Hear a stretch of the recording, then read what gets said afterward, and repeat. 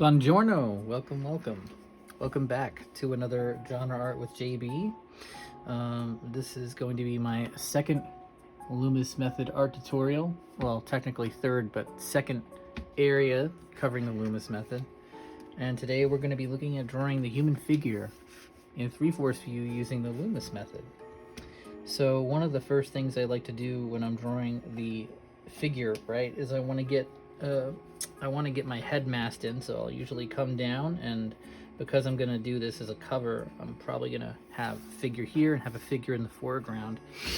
So I want to push this figure off to my left side. I'm just going to come in and use a good amount of my drawing area to mask in this figure in the background. I'm going to come up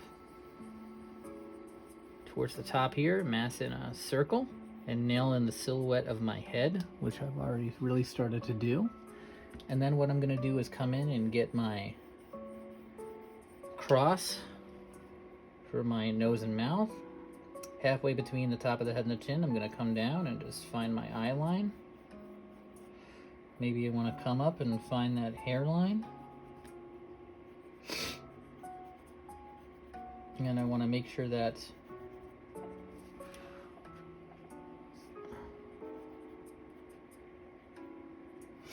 all my angles have a mate. Then what I'm doing is I'm coming in and taking this distance and I'm bringing it down 8 times on my paper, and I've marked it down with a piece of scratch off paper. Typically what I do is I go to the head and I go to the top of the head and mark that in. I go to the chin and mark that in. And then what I'm doing is I'm making an 8-head grid, right? Because your typical Loomis figure is 8 heads tall. And this is really applicable to superhero art. So then what I'm doing is I'm taking this mark, I'm moving it down once, I'm making a mark, moving it down again, making a mark, moving it down again, making a mark, and so on and so forth until I have 8 heads tall right on my page. And then what I want to do is I want to come in and just mass in that cylinder, mass in my clavicle. Another valuable thing to remember as you work your way down the body is, again, keep every angle having its mate. If I just extrapolate these lines a little bit, and also if I extrapolate these lines, right, every angle is sort of running parallel to each other depending on what perspective point it's lined up to. I want to mass in some triangles for my traps up here, and then I'm coming in and nailing this trapezoid in for the chest. The chest is also the same height as the head, so we might want to go a little lower here. Since he's arcing his chest up in this particular pose, I'm going to actually make the non-shaded area end right where that head marker is, but I'm going to bring that shadow area slightly down.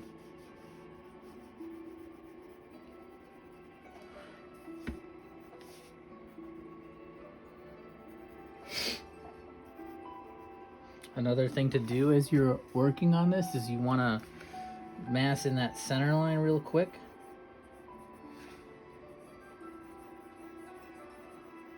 And we have 1, 2, 3.5. Our hips are going to go about right here.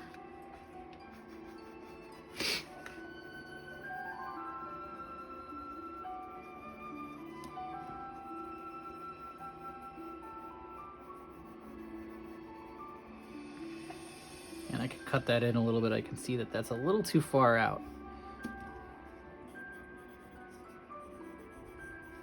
Another thing we want to do as we are massing in our hips, we want to ping pong our eyes back up between this point and this point. We want to circle back up here, and I want to mass in the rib cage. And I usually put the rib cage in as an egg.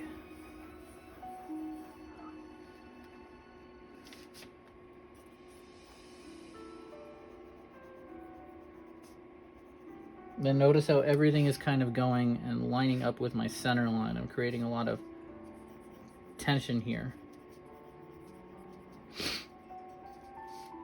And again, a lot of comic artists are really good at this stuff.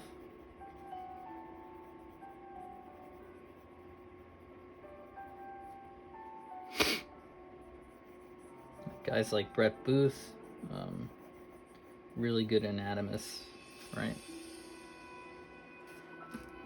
And again, you want to get that V shape for your hip in there.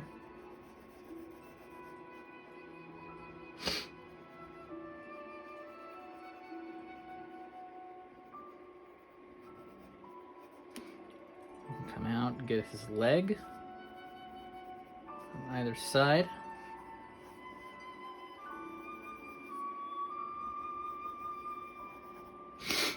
I want to mass in his shoulders. And then typically after I've massed in this rib cage, right? Another thing I want to do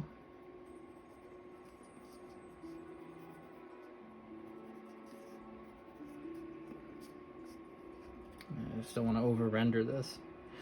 Leave a little bit of a breathing room up here. Another thing I want to do is start mapping in my arms. Now my arm, if it's going down prone next to the body, will actually have the elbow line up with the bottom of the rib cage here. If we keep the egg-shaped silhouette of the rib cage, right? So my elbow should line up to the bottom of my rib cage, right there.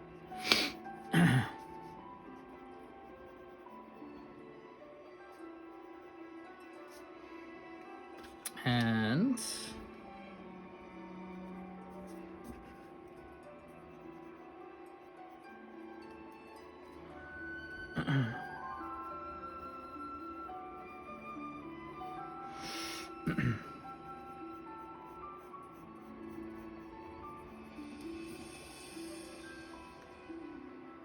going to refine this edge a little. And then I want to come through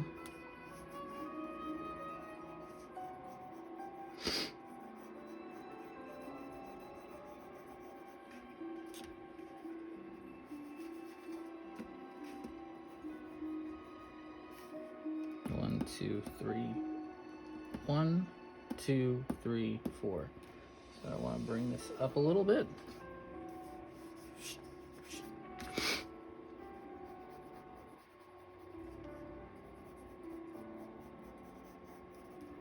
Get that silhouette in there.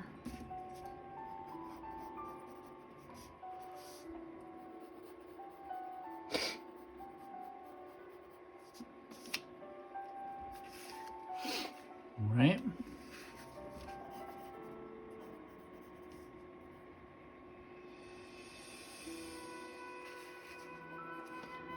I want to mass in a ball and socket joint for the hip. And now what I'm doing is I'm going to start to mass in my legs. So now I want one leg, if this is in perspective, if this leg is going to appear further back in space. So it's going to appear a little bit more high on the horizon line if we're, you know, having every angle sort of keep its mate.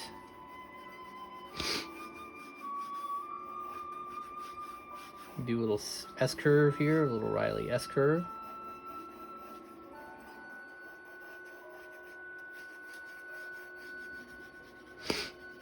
And bring that down.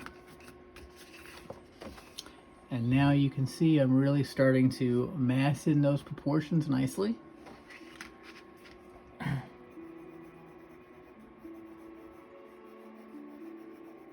here, give my upper leg a little bit more real estate.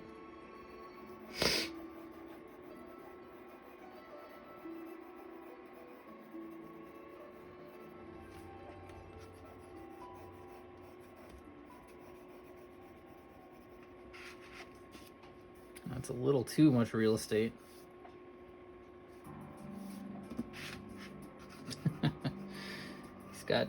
He definitely hasn't skipped leg day.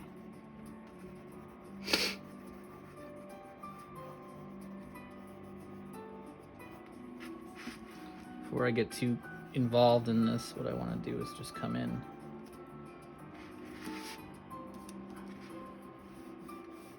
And typically what I like to do is actually hold my drawing up to the mirror just to see how it's coming along. Looking pretty good so far.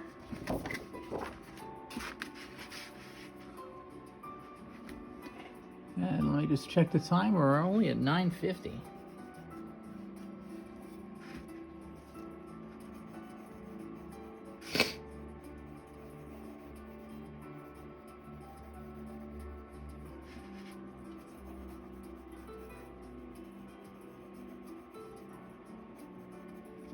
And the main thing you want to do if you're doing, in particular, full figures or dynamic anatomy as it pertains to superheroes, is what you want to. You really want to make sure you're getting that silhouette nailed down.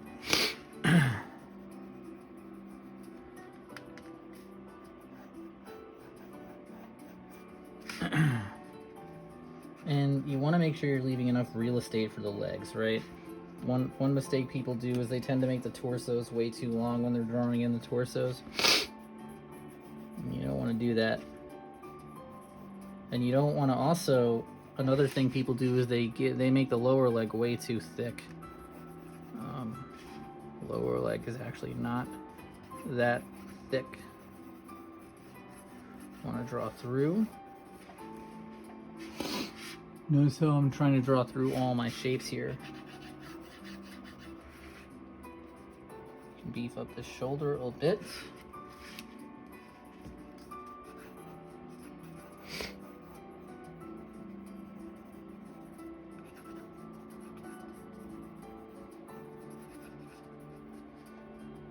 We can cut this over.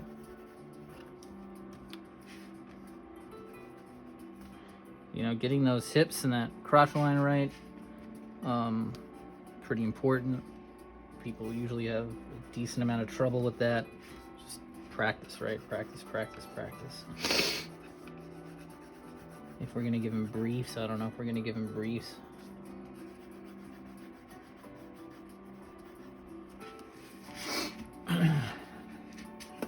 Let's check that.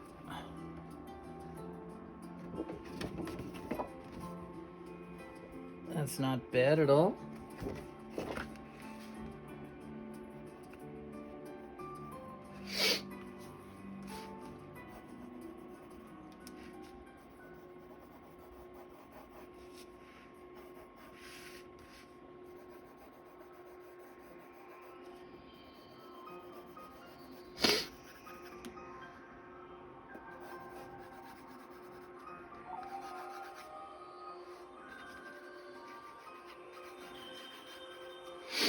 Now I want to nail in his feet. This is the most important part.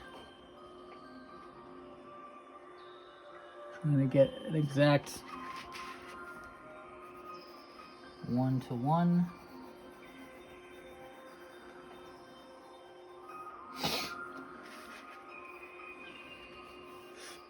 You don't want too much of a, you know, you want it to be dynamic, but you don't want to break his legs, right? So you want to be aware of that as well as you're doing these.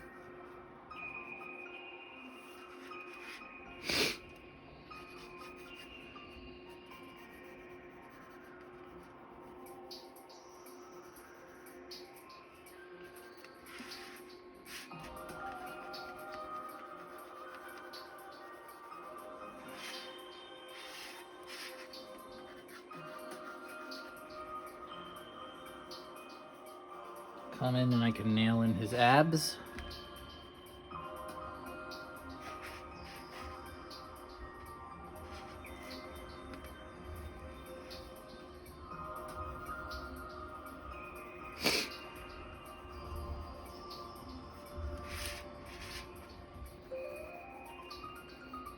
Get that knee in there, that two-piece. Just notice again how these legs are in perspective.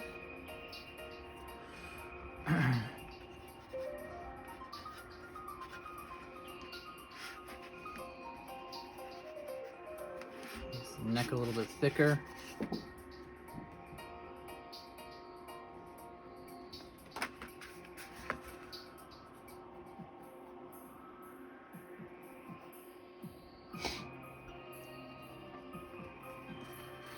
Look at it upside down.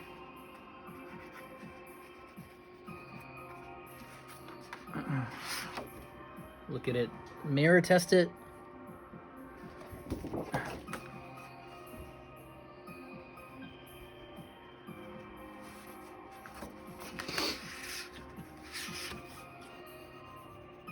And that's another thing you can do that's super beneficial, right? Mirror test your image. Another thing we can do is we can draw wireframes right through our entire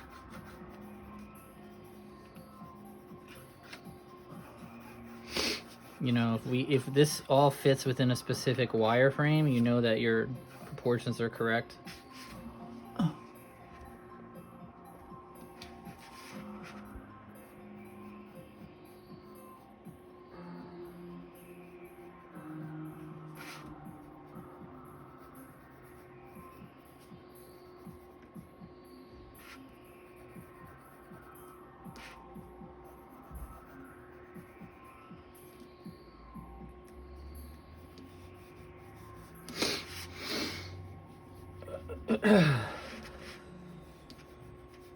And again, I'm doing this completely out of my head.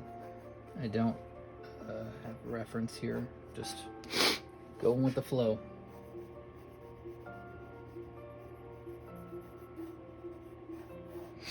One thing I might want to do is grid those feet in though. Give them a relatively low horizon line, right?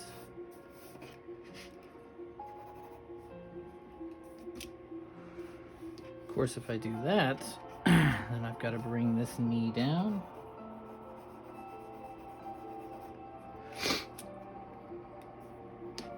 I bring this leg down as well.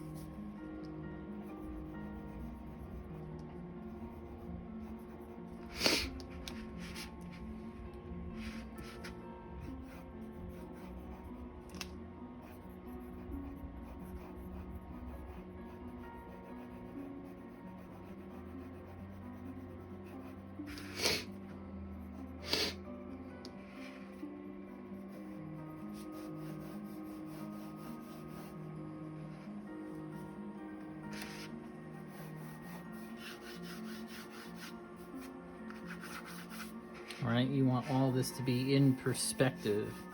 Every angle should have its mate.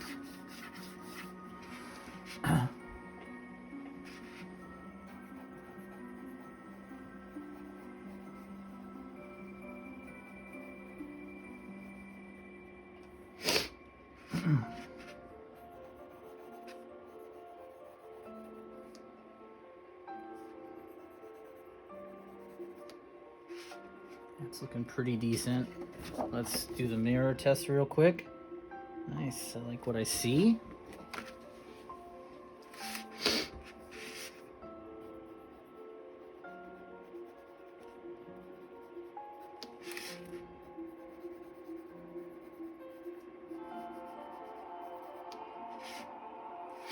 And then if I wanted to make him flying, I could do that, but first let's get his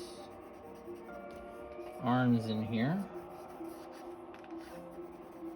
So the arms, basically halfway between the hip and the knee, right, is where your arm is going to end. So the fist will come up a little bit higher. It's probably about there.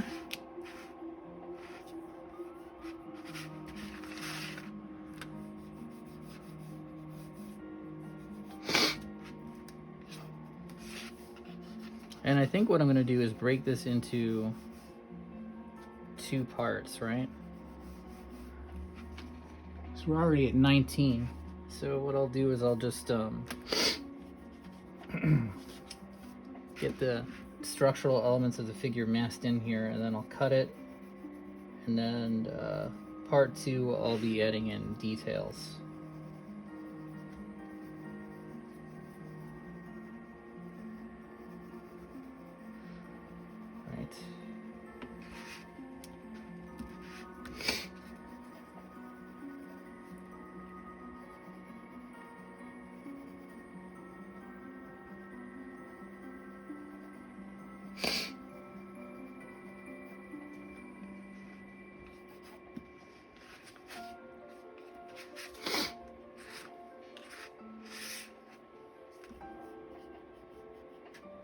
And again, this is eight units, right? If I measure this out, more or less 8 units. Take that in a little bit. Let's actually like get that measurement fairly accurate here. take this foot up a little.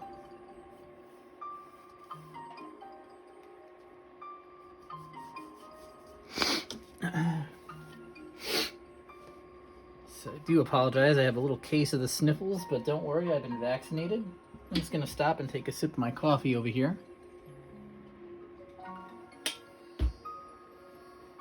And instead of a ruler, I'm gonna use this Dragons of Autumn Twilight, or no, Dragons of Winter Night Matt Stawicki cover as a ruler.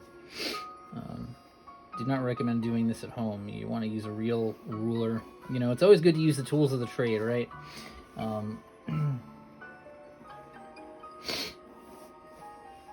bad. Let's see how that works. And again, I'm not really sweating things too hard because I have my grid all masked in. I know exactly where I'm going to go. So I'm not too worried about that stuff. I want to note his toe there. Come in and then note that. So we've got a nice low horizon, right, which makes for a dramatic shot. We've got a sort of gestural pose. We've got this head kinked this way, the chest is coming out here. He's got this heroic or villainous pose, depending on how I want to go with this character, right? Whoever I want this to end up being. I mean, he's gesturing, I imagine, to someone.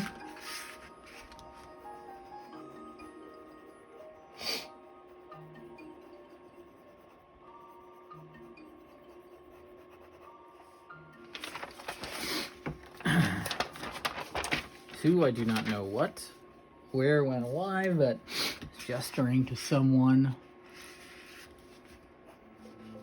And